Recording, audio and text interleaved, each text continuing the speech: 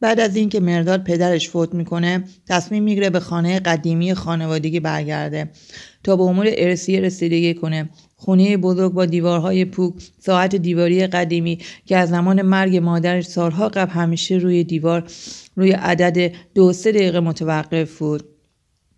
اما چیزی تو خونه تغییر کرده بود. همسایه‌ها میگفتن شبها صدای راه رفتن کسی از اتاق بالا میاد. در اولین شب اقامت مرداد صداهایی از طبقه دوم میشنید، صدای کشیده شدن پا روی زمین و گاهی صدای خنده آرام زنانه که از هیچ جا نمی اومد. دفترچه خونالود در کشوی میز پدر مرداد یک دفترچه قدیمی پیدا شد. روی جلدش نوشته بود هر کسی که این خونه رو ترک کنه برمیگرده، اما زنده نه. داخل دفترچه اسامی چند نفر نوشته شده بود: عمو فریدون، پسرعمه‌اش شهاب، داییش بهرام. همشون به دلایل نامعلوم تو چند سال گذشته مرده بودن یا ناپدید شده بودن. کنار هر اسم یه زمان دقیق نوشته بود: 2-3 دقیقه بامداد.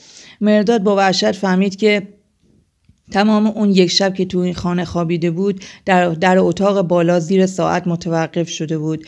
بعد مرداد تصمیم میگیره همه چیزو منطقی بررسی کنه. دوربین گذاشت، در اتاق بالا خوابید، اما ساعت 3 نشده ناگهان صدای زنگ ساعت قدیمی بلند میشه، ساعتی که اصلا کار نمیکرد. عقربه‌ها با صدای تیک تیک تیک شروع به حرکت کردن و ناگهان روی ساعت 2-3 دقیقه ایستادن. در همون لحظه تو دوربین مشخص شد کسی یا چیزی پشت پنجره ایستاده با صورت سیاه خالی از چشم. در ضبط صوت تنها یه جمله تکرار شد: از خونه نرو تا نوبتت نرسه. صبح روز بعد مرداد با ترس به اداره پلیس میره. مأمور تحقیق سرگرد ناصری بعد از بررسی‌های بیشتر میگه تمام مردن‌ها به نظر میرسه شبیه خودکشی باشه. ولی چرا همشون در یک زمان؟ چرا همشون بعد از خوابیدن توی اتاق؟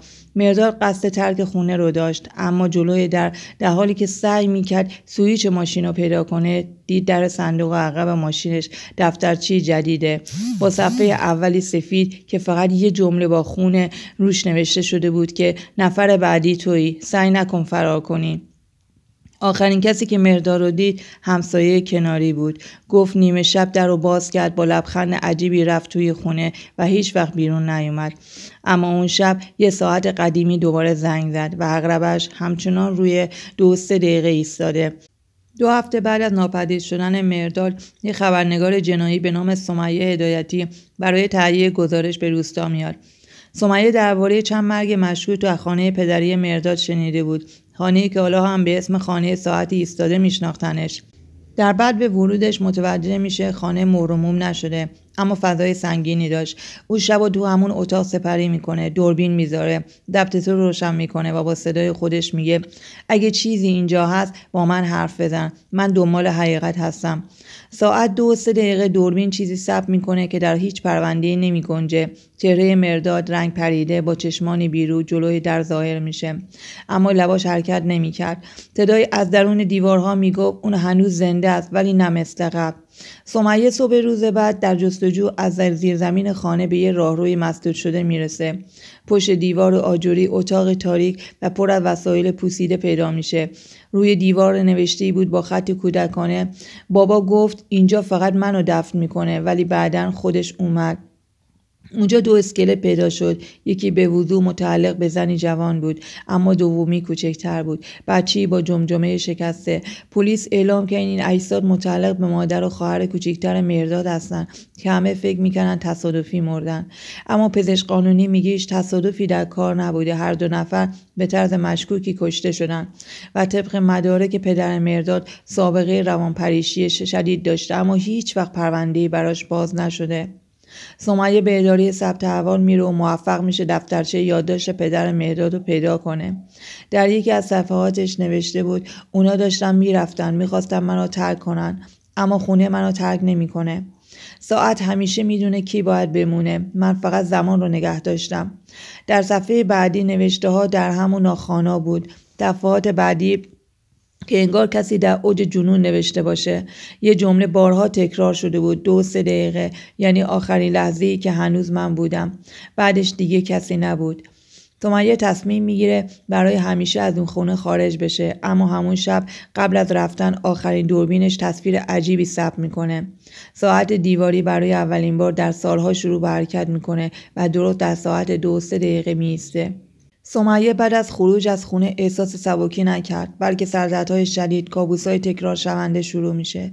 هر شب درست در ساعت 2:03 خواب میپره. همیشه هم یه رویای مشترک داشت. خودش تنها در راهروی تاریک خانه پدری مرداد با یک آینه شکسته در دست و صدایی که مدام میگفت اونا هنوز اونجان، ولی نه تو، اون شکلی که یادته.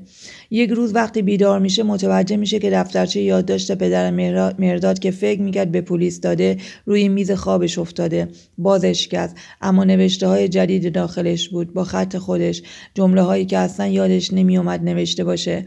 من دیدمش، اون بچه هنوز زنده است، پشت ساعت توی دیوار. پدرش هنوز حرف میزنه. من صداشو میشنوم، مهردادو ندیدم اما حسش میکنم پشت سرمه. سمیه تصمیم میگیره یه بار دیگه برگرده، اما این بار با یه هدف مشخص، باز کردن ساعت لعنتی.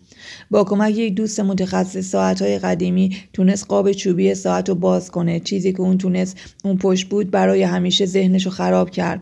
یه جمجمه کوچیک به همراه یه آینه جیبی قدیمی و یه یادداشت پنهان شده با خون خوش شده که نوشته بود اگه اینو دیدی یعنی اون آزاده و حالا نوبت توئه که نگهش داری. اگه نذاری همه چی از اول شروع میشه، همه میمیرن. ناگهان یه نور ساعت خاموش میشه و سمیه در آینه نگاه میکنه، اما تصویر خودش نبود، بلکه دختر بچه‌ای با موهای سوخته، صورت خاکستری و چشمای بدون مردمک بهش خیره شده بود. سمیه به بیمارستان منتقل میشه. اطرافیانش میگن دچار حمله عصبی شده، اما هم خودش چیز دیگه ای میگه.